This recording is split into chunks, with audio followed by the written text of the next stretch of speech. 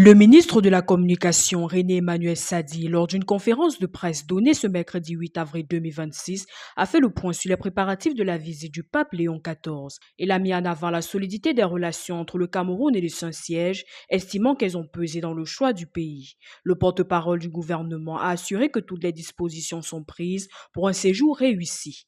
Dans la foulée, une délégation du Vatican est arrivée au Cameroun, accompagnée de la Papa Mobile, véhicule officiel du souverain pontife. Le chef de l'Église catholique est attendu du 15 au 18 avril. Son programme prévoit des étapes à Yaoundé, Douala et Bamenda dans le nord-ouest, une région toujours marquée par la crise anglophone. À Djibouti, le président Ismaël Omar Guelleh s'apprête à briguer un nouveau quinquennat à l'issue de l'élection présidentielle prévue le 10 avril prochain. Sans rival déclaré, sa victoire semble acquise et s'il reste distrait sur ses intentions à long terme, la population se prépare à un scrutin marqué par l'absence d'une véritable opposition. Une balade électorale sous le signe de la continuité pour le chef de l'État. Donald Trump a suspendu les frappes contre l'Iran à condition que le détroit d'Ormuz soit rouvert et sécurisé.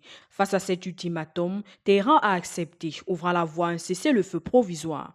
Malgré cet accord, la trêve reste fragile. Les accusations des violations se multiplient et le trafic maritime reste limité, maintenant la tension est élevée dans la région.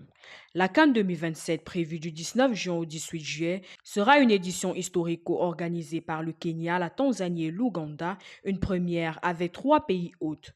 Le tournoi réunira 24 équipes, dont des nations organisatrices déjà qualifiées, tandis que les autres passeront par les éliminatoires lancées en cette année 2026. De retour en Afrique de l'Est après plusieurs décennies, cette compétition marquera également les 70 ans de la CAN et s'annonce comme un rendez-vous majeur du football africain.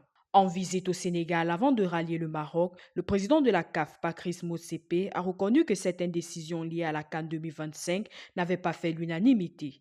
Resté mesuré sur le dossier sensible de la finale, le patron de la Confédération africaine de football a indiqué attendre l'issue du recours introduit par Dakar devant le tribunal arbitral du sport, laissant ainsi le verdict final entre les mains de la juridiction sportive. La phase allée de la MTN Elite One s'achève à l'issue de la 13e journée. Au classement provisoire, Unisport domine avec 29 points, talonné par Coton Sport qui totalise 25 points. Dans le bas du tableau, les dernières places reviennent à Aigle Royal de la Ménois, à Fortuna avec 12 points et Aigle Royal du Mungo avec 7 points. Pendant ce temps, les autres compétitions, notamment la Guinness Super League et la MTN Elite 2, continuent de se dérouler.